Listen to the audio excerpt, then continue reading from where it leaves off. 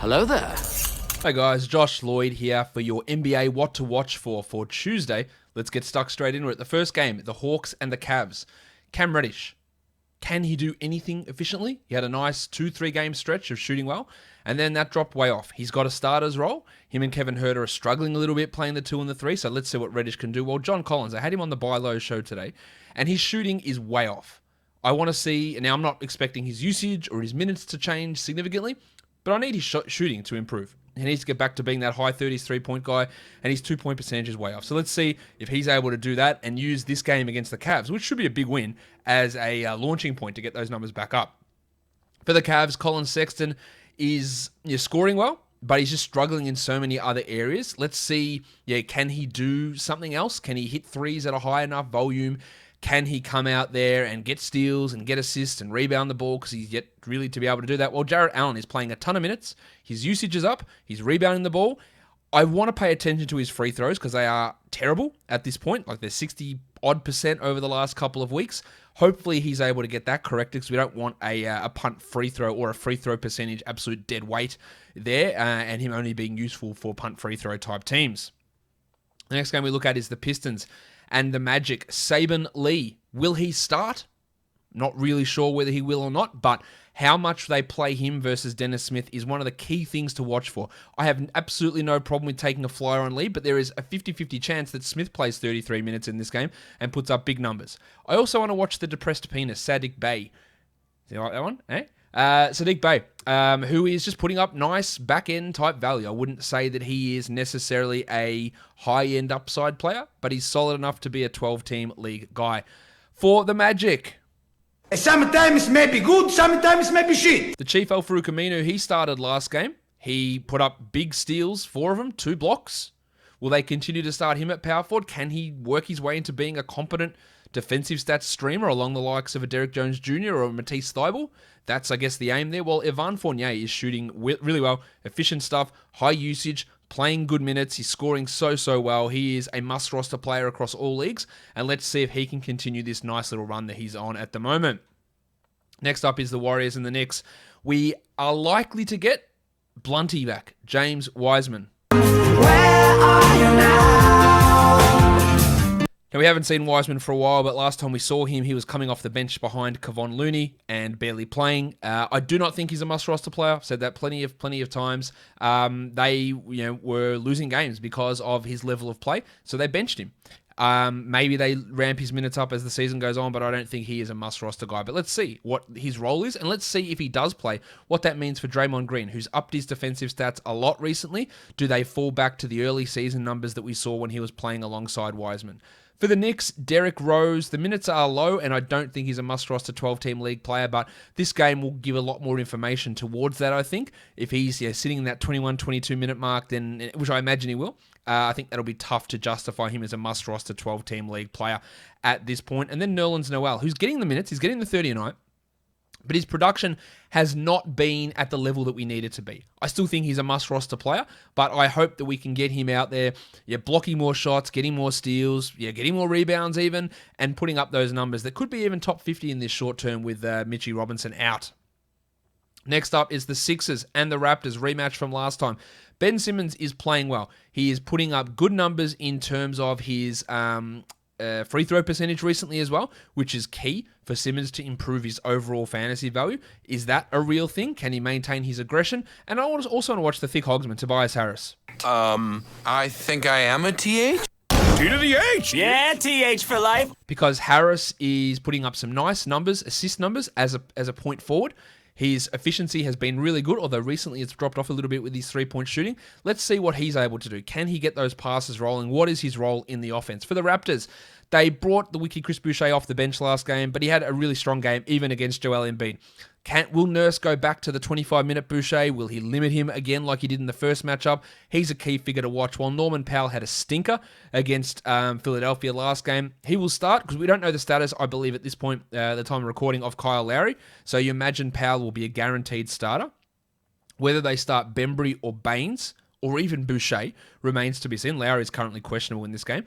Let's see what Powell can do. Can he get that efficiency back up that we saw really drop off last game? Next up is the Celtics and the Mavs. That Williams there is the Rock DJ, Robbie Williams, who really excelled last game. Remember, he did play fewer minutes than Tyson Thompson, and he was on a minutes limit. We expect him to be on a minutes limit again, but is it 14 minutes? Is it 18 minutes? Is it 20 minutes? Because if it's not an overtime game and he's limited to 20 and he gets 20, that means someone like Thompson and Tice, they're going to have to lose playing time. So how that rotation works is key for me. While Jaylen Brown, another player that was featured on my buy low show earlier today, his shooting numbers are way off over the last 2 weeks. Let's see if he can recover some of that value, which was the key for him being so highly ranked earlier in the season. Can he get some of that red-hot mid-range shooting going? For the Mavs, Maxi Kleber, he's been really down in his block numbers this year. His two-point shooting's also way off, but his three-point shooting's way up. I'm hoping he can get the block numbers back up, because if he does become a 12-team league guy. And then also, percentages. He didn't play on Monday with a back issue. I expect that he plays in this game, and I want to watch what he looks like defensively. Can he get some of his block numbers back up? He's also hitting shots at a career-high rate also, which is going to be key for us to watch with Kristaps, assuming he plays, as we move forward. The Kings and the Nets. Richaun Holmes, what sort of minutes does he get? Is he going to be limited with his knee? Will he play 25, 26 minutes? Will he play 29 minutes? That all is up in the air with Holmesy at this stage. We don't know if the Pencil Harrison Barnes is going to be active, and that would have a real impact on Daquan Jeffries, who put up an absolute monster last game for the Kings. But if Barnes is there, it's hard to see enough minutes for Jeffries unless they really limit someone like Marvin Bagley and play more Barnes at the 4 and Jeffries at the 3, which, to be honest, might actually be beneficial in terms of trying to get wins. I've shit on DeAndre Jordan a lot, but he's been really good of late. Let's see if he can keep that going in this matchup against Sacramento, playing good minutes off the bench. He's rebounding well. His field goal percentage is absolutely elite. He's blocking shots at a rate which is commensurate with his numbers 3-4 years ago. He's been really good, and he could be a 12-team league stream option. While Jim Harden, the assists are through the roof. He actually put up some big usage in the last game as well. There is no Kevin Durant, so no reason why Harden can't keep that sort of run rolling once again here for Brooklyn. The Wolves and the Bucks, new coach, Chris Finch. What does that mean for Minnesota? I'm not sure there'll be massive changes here. Watch the power forward spot to see what Finch does with Vanderbilt or McDaniels. Watch the usage of Karl-Anthony Towns and the assist rate of Karl-Anthony Towns. And they're probably the two major things that I want to pay attention to. I also want to see what Jordan McLaughlin can do, because he's playing at a really high level. You could argue he's playing better than Ricky Rubio a lot of the times. He is a streamer for assists at this point, and he's a nice 14-team league ad. If Finch makes a move in the starting lineup, which I don't think he will, and moves McLaughlin in there, then he becomes an immediate 12-team ad. For the Bucks, Drew Holiday is out again, even though his return is getting closer. So we imagine we get DJ Augustine starting once again. He can be a stream option for some threes and from some assists, and it decreases the value of Bryn Forbes. While Brook Lopez is trending more and more towards a 12-team drop every day. I'm not 100% there yet, but if you are struggling and you need current production, then I can see why you would consider moving on from Brook Lopez.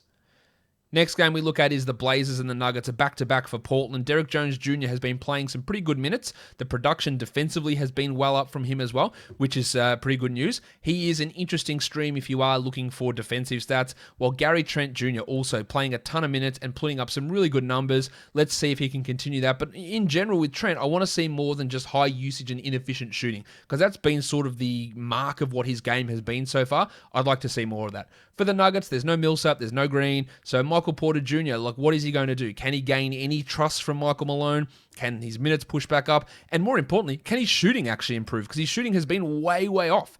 He was on the Buy Low show earlier today as well, so we want to see that jump up. And then with all those injuries, Gary Harris, Millsap, Green, Facu Campazzo putting up big numbers, 20-plus minutes a night.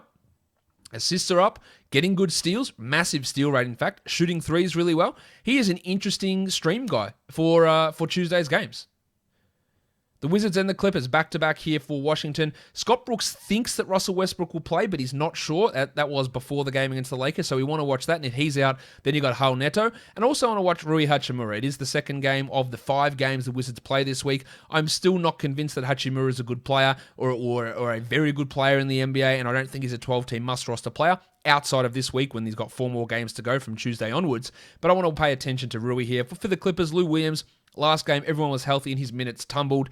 I don't think that he's a must-roster player, but he is a guy that at least can be a short-term option when you're looking for points and when you're looking for free throw percentage. He's a guy that can provide that sort of value to you.